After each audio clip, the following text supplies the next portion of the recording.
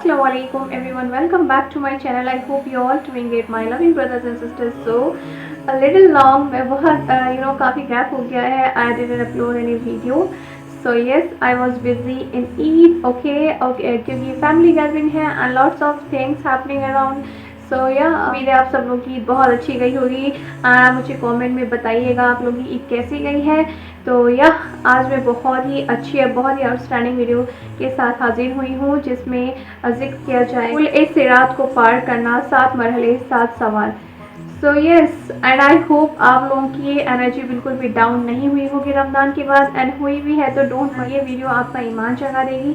अगर आप रमज़ान में थोड़ी बहुत भी आपका लेवल एनर्जी लेवल या फिर आपका ईमान लेवल डाउन हो गया है, तो इस वीडियो को देखने के बाद आपकी जो भी जितना भी आप लोग फील कर रहे हैं, इसके बाद आपको बहुत ज़्यादा पॉजिटिव एनर्जी मिलने वाली है. And yes, without any further ado let's get started.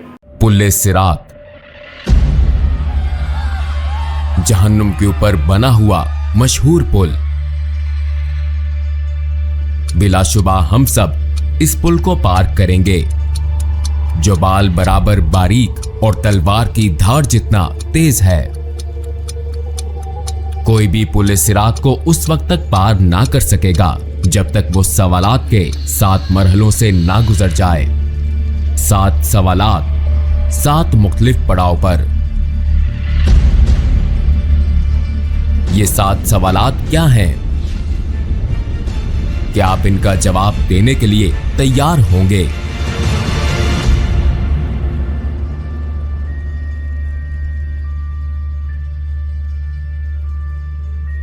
हजरत मोहम्मद सल्लल्लाहु अलैहि वसल्लम ने एक हदीस में पुल सिरात को यूं बयान फरमाया. पुल सिरात को पार करने का इन्हसार हर एक के अमाल पर है.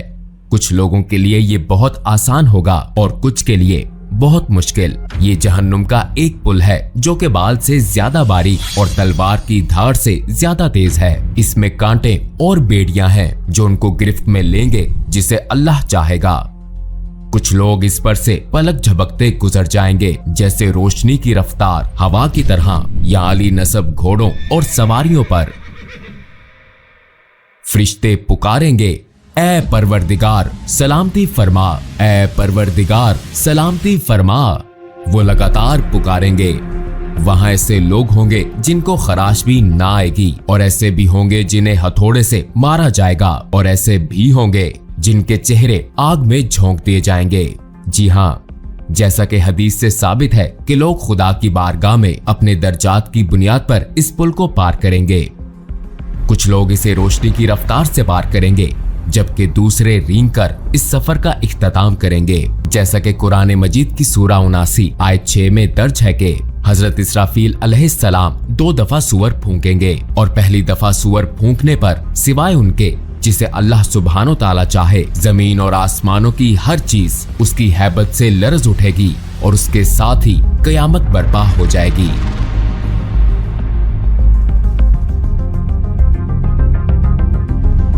दूसरी दफा सूअर फूंकने पर सब दोबारा जिंदा होंगे और अपने रब की तरफ दौड़ेंगे, ताकि मैदाने हशर में जमा हो जाएं, रोजे महशर का मकाम. जो लोग इस खौफनाक कयामत में दोबारा उठाए जाएंगे, उनको उनके अमाल का हिसाब दिया जाएगा जो उन्होंने दुनिया में किए थे. जैसा कि कुरान मजीद की आयत में बताया गया है, दाएं हाथ में अमाल नामा पाने वालों के लिए जन्नत की बिशारत है, और अगर अमाल नामा बाएं हाथ में या पीछे से दिया जाएगा तो ये जहन्नुम के अजाब की वईद है. जमीन पर हमारे साथ किरामुन कातिबीन के नाम से 2 फरिश्ते हर वक्त हर जगह हमारे अमाल लिखते हैं. लिहाजा हमारे किए गए तमाम अच्छे और बुरे अमाल हमारे सामने होंगे.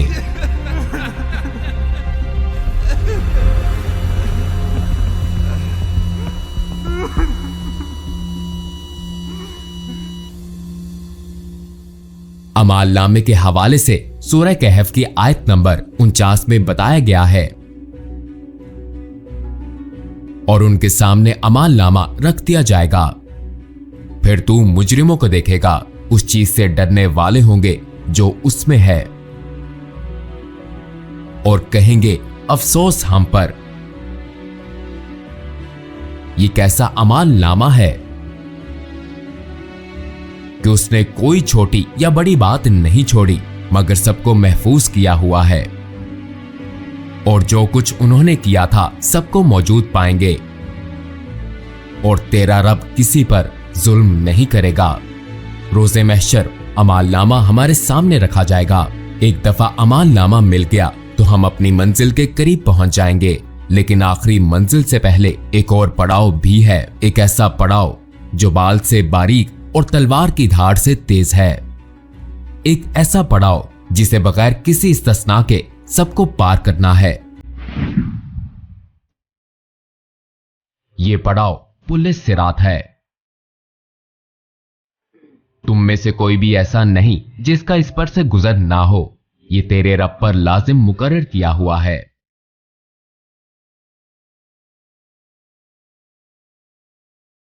हदीस के मुताबिक सिरात जहन्नुम के ऊपर एक सीधा रास्ता है। हर कोई इस पर से गुजरेगा। ईमान वाले इस पर से अपने अमाल के मुताबिक तेजी से या आहिस्तगी से गुजरेंगे, जबकि काफिर और गुनाहगार लोग ठोकर खाकर जहन्नुम में जा गिरेंगे।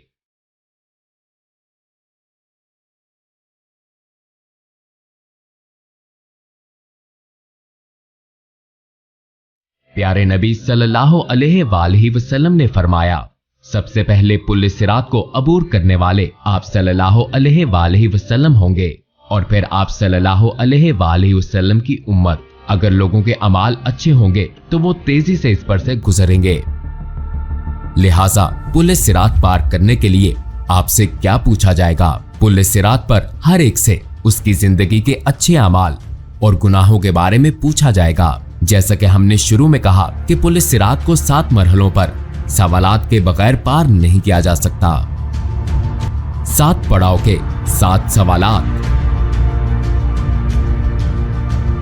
पहले पड़ाव पर जो पहला सवाल होगा वो हमारे ईमान के बारे में है। अगर हमारा ईमान कामिल है तो हम बासानी पहले मरहले से गुजर जाएंगे, लेकिन काफिर पहले ही मरहले में जहन्नुम में जा गिरेंगे। हम जानते हैं कि उन लोगों का आखिरी ठिकाना जहन्नुम है जिनको ईमान लाने का मौका दिया गया, लेकिन वो फिर भी ईमान नहीं लाए।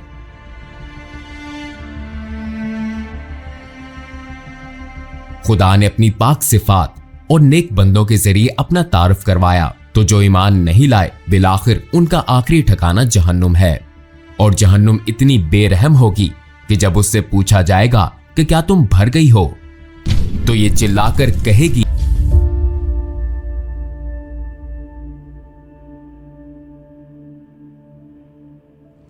आइए इस पर बात करें कि हम इस पुल को कैसे पार करेंगे, जहां जहन्नुम अपनी तमाम तर होलनाकियों और दहशत के साथ हमारे कदमों तले होगी। हम कोशिश करेंगे कि इस पर नजर ना पड़े और हमारी तवज्जो अपने रास्ते पर मरकूज रहे। हम अपने इर्द गिर्द लोगों को देखेंगे। एक तरफ वो लोग होंगे जो अपने गुनाहों पर पछताएंगे, जबकि दूसरी तरफ वो लोग होंगे जो जहन्नुम में जा गिरेंगे। वहाँ ऐसे लोग भी होंगे जो इस दुनिया में रहते हुए आखिरत की फिक्र करते थे, और वही होंगे जो इस पुल को तेजी से बगैर किसी तकलीफ के पार कर लेंगे। पहले सवाल के जवाब में कामयाबी के बाद हम वहां पहुंचेंगे जहां दूसरा सवाल पूछा जाएगा। हमसे यहां नमाज के बारे में पूछा जाएगा, जो कि ईमान के बाद दीन इस्लाम का सबसे अहम सतून और इसके बुनियादी अरकान में से एक है। आपकी नमाजें जितनी मुकम्मल और खालिस होंगी, आपका हिसाब उतना ही आसान होगा। लेकिन अगर आपकी नमाज सही नहीं है तो शायद आपके अकीदे की इमारत गिर जाएगी।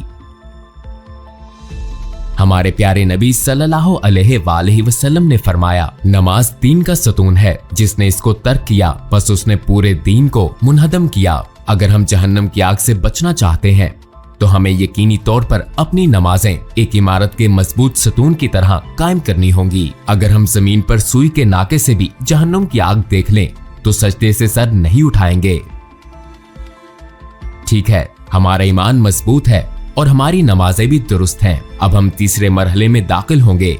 अगर हमने दुनिया में खुदा के माल को उसकी हदायत के मुताबिक खर्च नहीं किया तो अगला सवाल हमारे लिए परेशान कुन होगा, क्योंकि हमसे पूछा जाएगा कि हमने अपना माल कहां खर्च किया और किसके साथ बांटा। क्या हमने ज़कात अदा की? हमसे सवाल होगा।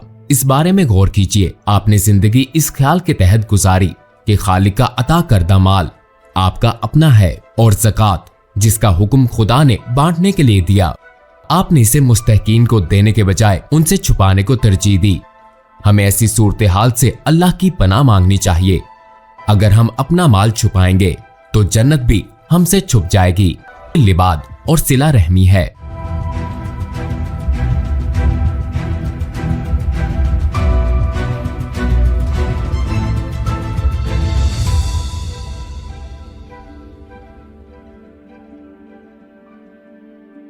हम हमेशा दूसरों का हक गजब करके उनके हकूक नजरअंदाज करते हैं, ताहम बहुत सी चीजें लोगों के हकूक में शुमार होती हैं। बाज़ औक़ात हम ऐसा ला इल्मी में करते हैं, बाज़ औक़ात हम जानबूझकर ऐसा करते हैं ये समझकर कि कुछ नहीं होगा। मिसाल के तौर पर हम ये जाने बगैर कि आया ये सच है या नहीं किसी के बारे में बातें फैलाते हैं, लिहाजा हम आसानी से बहतान या गीबत का हिस्सा बन जाते हैं।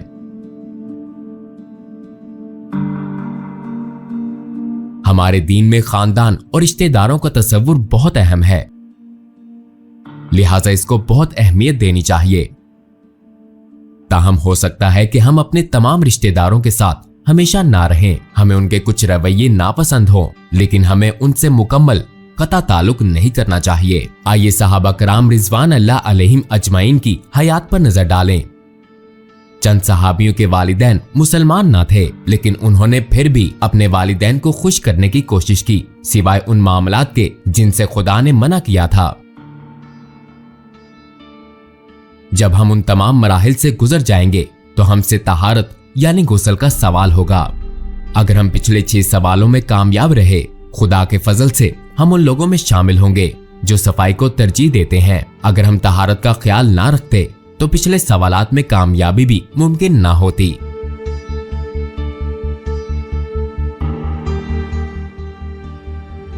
इन तमाम सवालात के बाद जहन्नुम अपने हकदारों को ले लेगी और जन्नत खुदा से अपने रिहाइशों का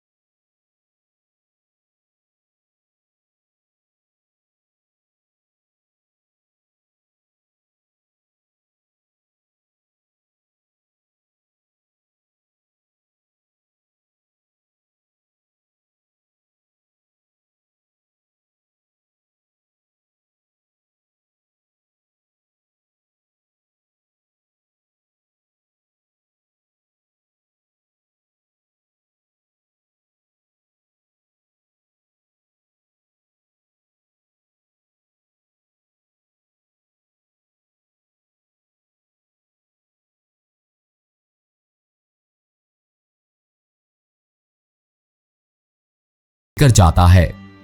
माशाल्लाह कम्प्लीटली आउटस्टैंडिंग वीडियो। एंड मैं एक चीज़ बोलना चाहूँगी कि अमल एक ऐसी चीज़ है जो दिखती नहीं है लेकिन महसूस हो जाती है। तो बाज़ लोग ऐसे होते हैं जिनके अमल इतने ज़्यादा अव्वल होते हैं, जो अव्वल में इतने ज़्यादा अव्वल होते हैं, जो मतलब दिखता नहीं है लेकिन महसूस हो जाता है उनकी पॉजिटिव एनर्जी से, उनके पॉजिटिव वाइब से और उनके पेशेंस से। बहुत सारी चीज़ें उनकी ऐसी होती हैं जिससे पता चल जाता है कि पर्सन बहुत ज़्यादा नेक है। तो ये वीडियो बहुत ही ज़्यादा अमेजिंग थी। इस वीडियो को देखने के बाद थोड़ा सा खुशी भी महसूस हुई है, जिस तरह से जन्नत के बारे में बताया कि जो लोग अमल में ज़्यादा होंगे, नेक होंगे, उनको तो जहाँ जन्नत तक पहुँच जाएंगे, जहन्नुम का पता ही नहीं चलेगा। एंड यस, जिस तरह से नमाज का कहा गया है, तो यस, नमाज ईमान की पहली सीढ़ी है। तो आप में से बहुत सारे लोगों की एनर्जी डाउन हो गई होगी रमज़ान के बाद, क्योंकि यस, रमज़ान में एक अलग माहौल होता है। यस, बहुत ज़्यादा इबादत होती है, फरिश्तों की भी बहुत ज़्यादा गैदरिंग होती है। एंड यस, उस दिन ऑब्वियसली शैतान भी कैद होता है, तो माहौल ही कुछ होता है। लेकिन यह बिल्कुल उसी माहौल में आने के लिए आप वही रूटीन फॉलो करें। और रही रोज़े की बात, तो रोज़ा हम वीकली 2 रख सकते हैं, मंडे एंड थर्सडे। और जैसे कि हम हर महीने की 13, 14, 15 वो भी रख सकते हैं। सो हम सब बहुत ज़्यादा गुनहगार हैं, बहुत ज़्यादा ख़तावार हैं। And we are not gonna be free from तौबा टिल द डेथ। सो हम कहीं ना कहीं किसी न किसी सूरत में गुनाह करते रहेंगे, वो जब तक मौत ना आ जाए। लेकिन इसका मतलब ये नहीं है कि मायूस हो जाना है। क्या है कि अपनी नमाज़ें जितनी हो सके उतनी तो अदा करनी है। एंड जिस तरह से हमने रमज़ान में अपनी रूटीन को फॉलो किया है, इंशाअल्लाह अल्लाह ताला से दुआ है कि हम सबको इतनी इस्तिकामत दें। एंड ये थोड़ा सा बंदा यू नो ईमान के लेवल पे अप डाउन हो जाता है, थोड़ा सा वीक हो जाता है। मेक श्योर कि आप अपना ये साल बिल्कुल रमज़ान की तरह गुजारें। एंड यस, अगर आप, क्योंकि अल्लाह सुब्हानहू व तआला भी उसी की मदद करते हैं जो अपनी मदद करता है, राइट। सो यस, उम्मीद है आपको वीडियो अच्छी लगी होगी। फिर से एक बार अगर अच्छी लगी तो do like, comment, share and subscribe. So मैं मिलती हूँ आपको नेक्स्ट वीडियो में। मे अल्लाह ब्लेस यू ऑल। अल्लाह हाफिज़।